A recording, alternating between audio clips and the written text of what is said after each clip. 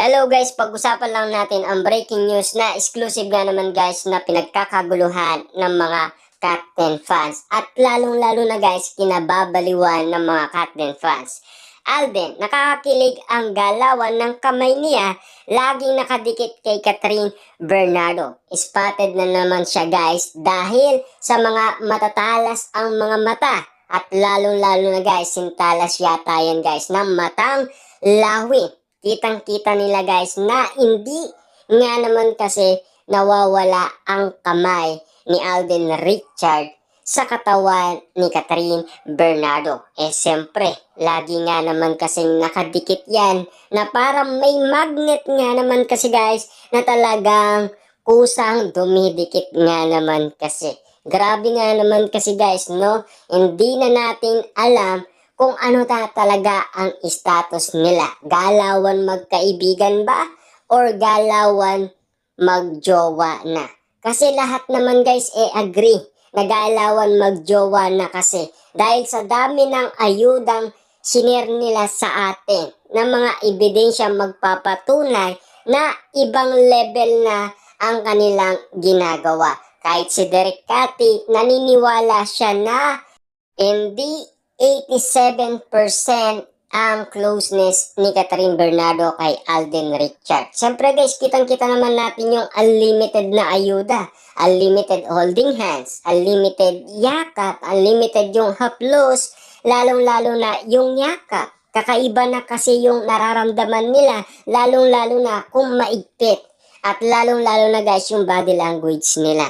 Kakaiba na kasi ang nararamdaman din ng mga celebrity. Na mo kasi guys, yun ang pinag-uusapan kapag meron ng relationship ang mga artista. Tulad ni Catherine Bernardo at Alden Richard. Kitang-kita naman natin kasi guys, dyan pa lang mabisa na sinasabi ng mga celebrity at ng mga legit na marites. Ramdam kasi nila nakakaiba na ang kinikilos ni na Alden Richard at Catherine Bernardo. Kakaiba man guys sa panlasa ng iba, pero sulit naman sa atin guys ang bawat kwentong sinishare nila sa atin. Kasi nakakakilig nga naman guys yung sweetness, yung lambing, yung romantic guys, grabe. Kasi araw-araw nating nakikita yan noong siyempre, spotted lagi ang Kat din, diba? Lalong-lalo na noong sila ay nasa Canada at nagsushooting pa. Kasi more on ayuda, napaka-sweet at napakalambing at napaka-romantic. At siyempre guys, no, nung dumating nga naman kasi si Alden Richard doon, sobra-sobra yung pagpapakyut ni Catherine Bernardo at ang inala ng mga kababayan nating mga netizens doon ay parang nai-inlove umano si Catherine Bernardo kay Alden Richard at siya naman ay kinikilig umano sa ginagawa ni Catherine Bernardo na pagpapakyut sa kanya. Na alam naman natin guys, no, mag-MU na daw sila noong sila ay pumunta ng Canada. Ibig sabihin, meron na talaga silang friendship. Pero mas lumalim daw yon sa Canada. Kasi kitang-kita naman natin guys, no, kahit bawal yung rules na pinapagawa ni Derek Cathy kina Catherine Bernardo at Alden Richard. Pero binaliwala nila. Kitang-kita naman natin kasi guys ang mga resulta na nagde-date sila. Kahit sabihin man natin guys na pinagbawal yan kay Alden Richard na galing mismo kay Joros kung bakit nga naman pinagbabawal kay Alden Richard na kausapin siya, 'di ba? Pero nagagawa naman nila. Bakit? Alam naman natin guys, in love sila sa isa't isa, 'di ba? Kahit na may bawal, ramdam kasi nila guys ang isa't isa. Bakit nga naman guys pinagbawal na kausapin si Alden Richard?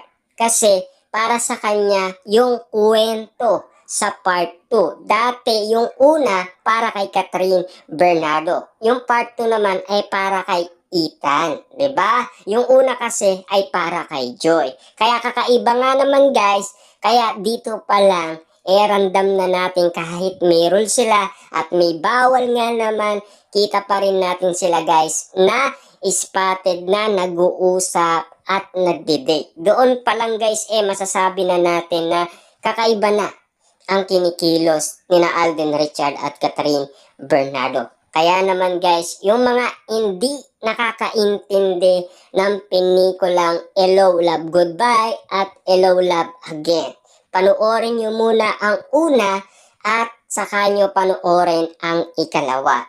Bakit nga naman guys ganon ang ginagawa ni Joy at kung bakit nga naman ganon ang ginagawa ni Ethan. Bakit todo kayod si Joy? Bakit todo kayod ngayon si Ethan? Na dati ay si Joy ang todo kayod. Ngayon, si Ethan naman ang todo kayod sa part 2. Kasi alam naman natin guys, kapag may bawal, kailangan talaga maintindihan yan ng ibang tao. Diba? Pero, kita nyo naman guys, kahit bawal, spotted pa rin sila ni Derek Cathy na nagkakainan sa loob ng kwarto. Bakit kaya? Alam naman natin guys, ramdam na ramdam nila ang pagmamahal sa isa't isa. Siyempre kita naman natin guys, no, nung day 2 ni Catherine Bernardo, nung spotted na doon si Alden Richard, paggising pa lang guys ni Catherine Bernardo sa umaga, kitang-kita na natin guys na in love na siya at maganda ang gising niya kasi dumating na si Alden Richard sa Canada na matagal niya nang iniintay nga naman kasi. Kasi day 1 kasi kay Catherine Bernardo, 'di ba? At day 2 nga naman kasi kay Alden Richard at Catherine Bernardo. Kasi alam naman natin guys, laging nauuna si Catherine Bernardo, 'di ba? Sabihin na natin guys, nauna si Alden Richard, Joros at Jeffrey Tan sa Hong Kong kasi alam naman natin kailangang ipalabas ni Derek Cathy yung nangyari umano kay Ethan dahil nang utang nga naman siya ng malaki at nagtayo nga naman siya ng bar. Kasi para at least maintindihan guys kung bakit na-bankrupt yung bar na tinayo ni Alden Richard or Ethan sa kanyang karakter. Tapos nalugi nga naman at ito pa ang dahilan, namatay pa ang ama ni Ethan. Kaya nga naman guys, nagkawatak-watak ang magkakapatid dahil sa utang ni Ethan. Grabe nga naman guys dahil muntikan na daw siyang mamatay. At dahil nga naman guys sa todong-todong stress, nakagawa nga naman siya ng hindi dapat.